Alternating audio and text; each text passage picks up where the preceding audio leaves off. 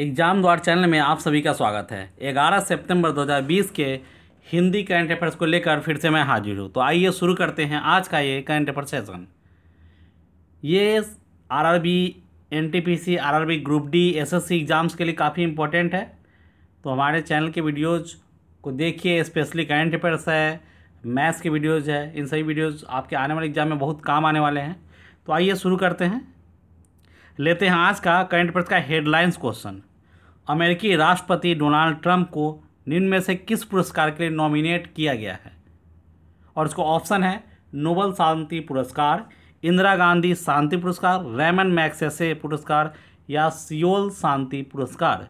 और इसका सही उत्तर है नोबेल शांति पुरस्कार। अब आइए देखते हैं आज का करंट अफेयर्स का पहला क्वेश्चन। अमेरिकी राष्ट्रपति डोनाल्ड ट्रंप को किस पुरस्कार के लिए नॉमिनेट किया गया है? हेडलाइंस क्वेश्चन भी आज का यही था, इसलिए उत्तर आपको पता है कि उन्हें नोबेल शांति पुरस्कार के लिए नॉमिनेट किया गया है, सम्मानित नहीं किया गया है, नॉमिनेट अगले साल के लिए। आइए अब जानते हैं इसकी व्याख्या। अमेरिका के राष्ट्रपति डोनाल्ड ट्रंप को अगले साल के नोबेल शांति पुरस्कार के लिए नामित किया गया है। नॉर्वे के प्रोग्रेस पार्टी से सांसद और नाटो संसदीय सभा के चेयरमैन क्रिश्चियन टाइबिंग गजेट ने ट्रंप को इस प्रतिष्ठित पुरस्कार के लिए नामित किया है। उन्होंने यह इजरायल और संयुक्त अरब अमीरात के बीच शांति समझौते में ट्रंप की अहम भूमिका को देखते हुए किया। बढ़ते हैं आज के दूसरे करंट अफेयर्स की तरफ। ईपीएफओ ने पिछले वित्त वर्ष में निम्न में से कितने प्रतिशत ब्याज को 2 किस्तों में देने की घोषणा की है? और इसको ऑप्शन है 5.5%, 8.5%, 9.5% और 4.5%। और इसका सही उत्तर है 8.5%। अब आइए जानते हैं इसकी व्याख्या। ईपीएफओ ने वर्ष 2019-20 के लिए 8.5% की दर से ब्याज देना तय किया। यह ब्याज सब्सक्राइबर्स के खाते में 2 किस्तों में जमा होगा। इस फैसले से ईपीएफ के करीब 6 करोड़ सब्सक्राइबर को लाभ होगा। कर्मचारी भविष्य निधि संगठन के ट्रस्टीज की बैठक में ईपीएफ पर अभी 8.15% ब्याज देने का फैसला किया गया है। बढ़ते हैं आज के तीसरे करंट अफेयर्स की तरफ। अमेरिकी कंपनी सिल्वर लेक ने रिलायंस रिटेल में कितने फीसदी हिस्सेदारी 7500 करोड़ रुपये में खरीदी? और इसको ऑप्शन है 2.75%, 3.75%, 1.75% या 4.75%। और इसका सही उत्तर है 1.75%। अब आइए जानते हैं इसकी व्याख्या। अमेरिकी company silver lake Reliance retail में 7500 करोड़ रुपये निवेश करेगी। इसके बदले में कंपनी को रिलायंस रिटेल में 1.75% हिस्सेदारी मिलेगी।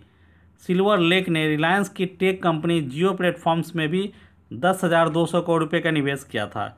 इस समझौता के बाद रिलायंस रिटेल की मार्केट वैल्यू 4.21 लाख करोड़ रुपये हो जाएगी। बढ़ते हैं और देखते हैं आगे आज का चौथा करंट अफेयर्स। इंग्लैंड का निम्न में से कौन सा खिलाड़ी आईसीसी T20 बल्लेबाजों की रैंकिंग में प्रथम पायदान पर पहुंच गया है? और इसका ऑप्शन है जो Root, David Malan, Ben Stokes और मोइन अली। और इसका सही उत्तर है डेविड मलान। आइए अब जानते हैं इसकी व्याख्या। आईसीसी T20 बल्लेबाजों की रैंकिंग में इंग्लैंड के डेविड मलान प्रथम पायदान पर पहुंच गए हैं। दूसरे स्थान पर पाकिस्तान के बाबर आजम हैं। कोविड-19 महामारी के कारण 6 महीने से ज़्यादा समय से अंतर्राष्ट्रीय क्रिकेट नहीं खेलने वाले भारत के केएल राहुल को हालांकि 2 पायदान का नुकसान हुआ, जिससे वह चौथे स्थान पर खिसक गए। लेकिन कप्तान विराट कोहली 1 पायदान के फायदे से 9वें स्थान पर पहुंच गए हैं। बढ़ते हैं आगे और देखते हैं आज का पांचवा करंट अफेयर्स। हाल ही में किस भारतीय पूर्व क्रिकेटर ने फर्स्ट क्लास क्रिकेट खेलने एवं अपने संन्यास को तोड़ने के लिए बीसीसीआई को चिट्ठी लिखी है? और इसका ऑप्शन है सुरेश रैना, युवराज सिंह, इरफान पठान और गौतम गंभीर। और इसका सही उत्तर है युवराज सिंह। आइए अब जानते हैं इसकी व्याख्या। युवराज सिंह ने पिछले साल जून में क्रिकेट के सभी प्रारूपों को अलविदा कह दिया था। वे भारत के लिए आखिरी बार 2017 में खेले थे।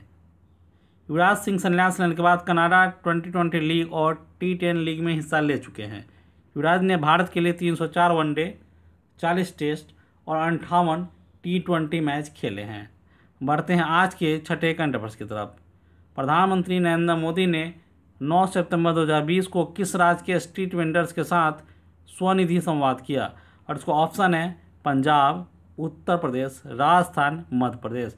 और इसका सही उत्तर है मध्य प्रदेश। अब आइए जानते हैं इसकी व्याख्या। प्रधानमंत्री नरेंद्र मोदी ने मध्य प्रदेश के स्ट्रीट वेंडर्स के साथ स्वनिधि संवाद किया। भारत सरकार ने कोविड-19 से प्रभावित गरीब स्ट्रीट वेंडर्स को उनकी आजीविका फिर से शुरू करने में मदद के लिए 1 जून 2020 को PM स्वनिधि योजना शुरू की थी। मध्य प्रदेश में 4.5 लाख स्ट्रीट वेंडर पंजीकृत थे, जिनमें से लगभग 1.4 लाख स्ट्रीट वेंडर्स के लिए 140 करोड़ रुपये की राशि को स्वीकृति प्रदान की गई है। बढ़ते हैं आगे और देखते हैं आज का 7वां करंट अफेयर्स।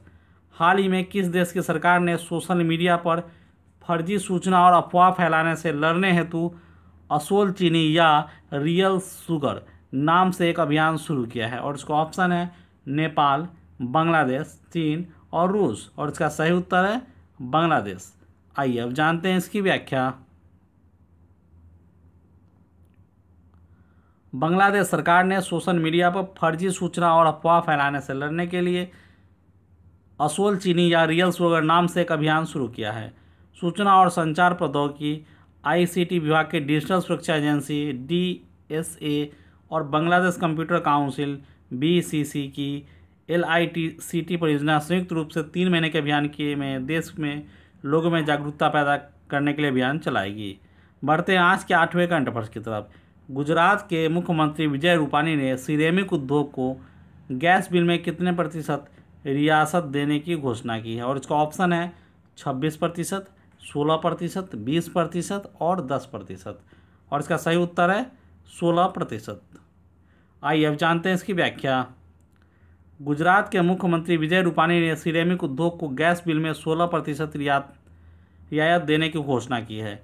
इससे राज्य में सिरेमिक उद्योग को गुजरात गैस कंपनी लिमिटेड और साबरमती गैस लिमिटेड की ओर से की गई ₹2.50 प्रति मानक घन मीटर की बढ़ोतरी से छूट मिलेगी।